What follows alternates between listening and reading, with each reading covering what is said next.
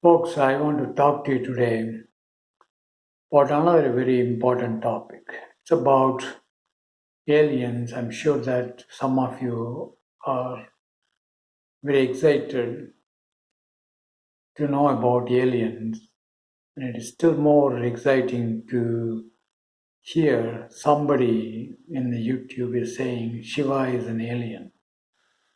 And also, I would like to talk to you about the scientific basis of my various spiritual experiences and why I've been so careful when I describe my spiritual experiences. What is the underlying scientific basis for that? Can we find, if at all, any scientific basis for my spiritual experiences? Okay. Now, I'm not sure whether I'll have enough time to talk about aliens in this video, but if I don't have time, probably I'll talk about it in the next video. Let's look at the various kinds of scientific disciplines that people know at this point. First, let's take physics. Physics, some of you probably may not know, is called often a hard science, HARD, hard science, as opposed to psychology, for example, which is often called soft science. Till some time back, scientists were not ready to accept psychology as a science at all. They used to call that as an art rather than science. We'll see why. And there is a third kind of science. You can call it as a pseudoscience, which is spirituality. The physical science is all about what you can observe with your eye and various scientific instruments. For example, about the sun, the moon, and the various planets and various stars, etc., etc. This is outside you. Whereas psychology deals with the human mind, human psychology, human feelings. It's something inside human being. It's not outside as the field of the hard science like physics is. And spirituality, as I've been talking about in my videos, is even beyond the mind. So it's more difficult to really find a scientific basis for something which is beyond human mind, while physicists are not even willing to accept psychology as a science, a hard science. Definitely nobody will accept, at this point at least, almost no one will accept spirituality, spiritual experiences as a science at all. That's why they call it the pseudoscience. Let's look at some of the important concepts underlying a scientific method. First thing that I would like to talk about is observation or data. For example, in the hard science, for example, the physics, you observe the sunset and the sunrise. That's an observation. That's a data. In psychology, the soft science example, suppose some patient goes to a psychologist saying that, doctor, I'm extremely scared, I'm extremely fearful. And that's an observation, that's a data with which the psychologist works. And in spirituality, let me give an example of the observation or data. For example, I described in one of my videos that in my first spiritual experience, there was some golden light which entered through the top of my head inside my body. It cleaned the whole of my body, and then at that time I felt extreme joy, extreme joy. That's the data, that's an observation. Now, next important concept that you need to understand is hypothesis, the notion of hypothesis in scientific methodology. For example, take again the observation of sun rising and sun setting in physics. You can hypothesize or create an hypothesis saying that the sun is the earth is rotating by itself. It's also going around the sun and is rotating by itself in its own axis, causes sunrise and sunset. That's a hypothesis. A hypothesis is something, it explains the data or observation, why it's happening.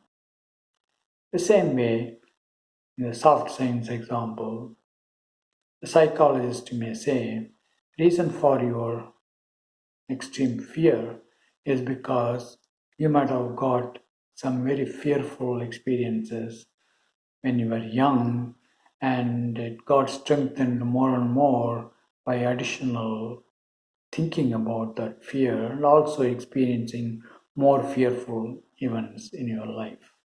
That's an example of a hypothesis in psychology, which deals with the feelings in the mind, the feelings and the internal mental events.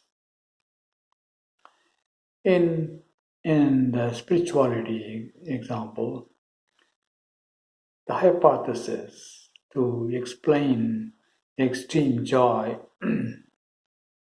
that I experienced during my first spiritual experience is because of the golden light. So I hypothesized that the golden light entering into my body is responsible for the extreme joy. I said this in several videos that golden light is the principle of extreme joy, joy beyond the human mind. And also, in another observation of my spiritual experiences, I talked about this earlier videos, that there was me looking at the darkness in front of me or all around me. And there was no physical feeling of me. And suddenly, in the darkness, three united heads formed, and there was a feeling at the forehead, only at the forehead of myself, and a golden light came from there and fell on the central head, and it became alive. That's an observation in my spiritual experience. I had data. To explain this, I hypothesized saying that the golden light is responsible for making that central head to become alive as a beautiful young woman's head. So my hypothesis was that golden light is also a life principle. As probably you might have noticed, I've been saying, the golden light is responsible for both extreme joy and also provide life, sustain life in human beings. That's a hypothesis. Now, let's look at what is called a theory. Now, if you look at the same example again in physics. Not only if one person observes the sunset and sunrise and hypothesize that it is because the sun the earth is rotating in its own axis. That's why it is. People are observing the sunrise and sunset. It still will be hypothesis. But many people, or many times, from various places like Australia, America, India, Europe, China, etc., etc., they will repeat that experiment observation again and again, several times, then find out that the hypothesis is true. Then that hypothesis becomes a theory. Same way, in the case of the psychologist, the soft science example, not only the psychologist will validate this hypothesis in just one patient, over several patients, thousands and thousands of patients. Not only that, it's not just observation of one or hypothesizing of one psychologist. Several psychologists will try to prove or try to test whether the fearful events in human early life is responsible for the fearful feeling in a later life. And if they all found that all their patients had gone through more or less very fearful events in their life, then that hypothesis that early childhood fearful events is responsible for the fearful feeling later in the life becomes a theory. So the repeatability, that means many people over the time have to repeat the experiment and find out whether that hypothesis is true or not. Now, if you come to the spiritualities, the so-called pseudoscience, you will understand why people don't accept this as a science at all, is because though I hypothesized this life, the golden light is responsible for the life as well as the joy. So it's a joy principle as well as a life principle. This hypothesis to become a theory, many people over time, they have to repeat this and find whether that hypothesis is true or not. But there are not too many. So the only way that you can currently find out whether my hypothesis is true or not is by various statements of the rishis or the prophets in various religions, whether they said something similar to this or not.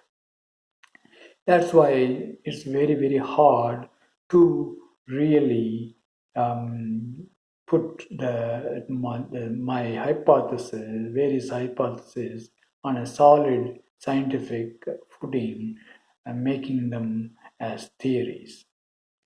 Now, there is one more thing you need to understand about scientific methodology, and that's called controlled experiment.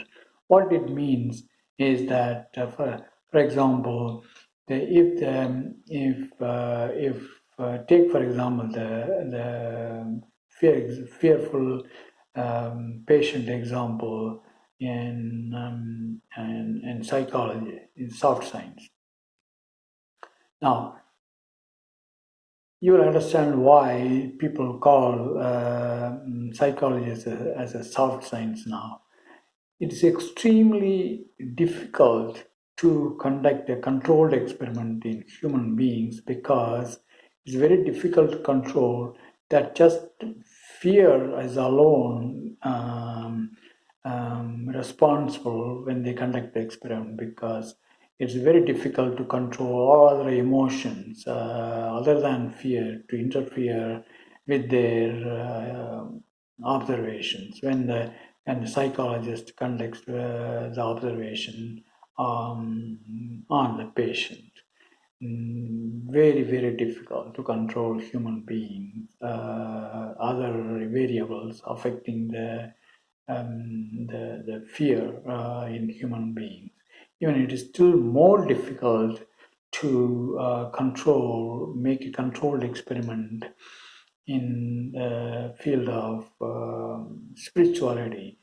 I mean, if you notice, I've been saying in many of my videos that I've not been, I've not never read anything about the chakras, various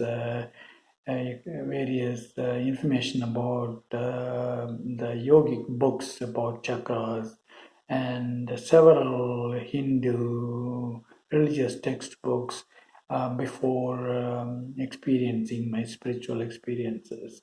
And also, I said, I've been extremely careful not to read additional details about various spiritual phenomenon talked about by other people in their books or in their lectures, because I want to experience my spiritual experiences in a controlled setting without anything else impacting or influencing my spiritual experiences. And you will see, and you can notice that it is more difficult, extremely difficult, more difficult than the case of psychologists, the field of psychology, because as some of you commented, though I was very careful in not reading the books, still I grew up in an Indian setting when I was a young boy or a young man. So probably those things, though I try to completely throw away all those data from my mind, still some of them would have remained in the mind and influenced my spiritual experiences. So to counter these comments, or to respond to these comments, I said that in my spiritual experiences, I never experienced any of the names, Hindu names or Christian names, or my Muslim names in any of my Turiya state experiences or the experience of the world of God. I never experienced a name being mentioned except this one name called Vak. So, but still, that cannot be totally a good reason for convincing people that nothing else influenced my spiritual experiences except, I mean, in the sense that I just had a totally pure spiritual experiences, independent of my background, childhood, normal life experiences. So you can see how hard it is uh, to lay a scientific or to find all my spiritual experiences on the scientific basis. It's extremely difficult, but nevertheless, if more and more people are going to be experiencing similar kind of experiences in the future, as I said, most likely several people will feel the seventh chakra is opened, and they will experience the world of God as they did, or in their own way they will experience it, and then they will all validate what is true in my spiritual experiences, and whether what I said is true or not, and so on and so on. So till that happens, till that repeatability, many people come and experience similar things that are similar to what I experience and validate the hypothesis. It will not become a theory, it will be just a hypothesis. Some of you may not even think that it's a hypothesis, because you may say that there are something else you are influencing my spiritual experiences. So that is really the basis of or the scientific methodological basis of the hard science like physics and the soft science like psychology, and you can call this a pseudoscience of spirituality. So it's up to you now to decide whether I placed all my spiritual experiences on a more or less believable or not believable, more or less understandable scientific footing or not. So definitely, whatever I've observed and I documented in all these videos will be, I'm sure, one day be validated, and some of my hypotheses, or at least, will become a theory. That's my hope. I think it's getting time now. So I'll talk about the scientific basis of aliens in my next video. If you have any question, please leave a comment and I'll get back to you. Thank you.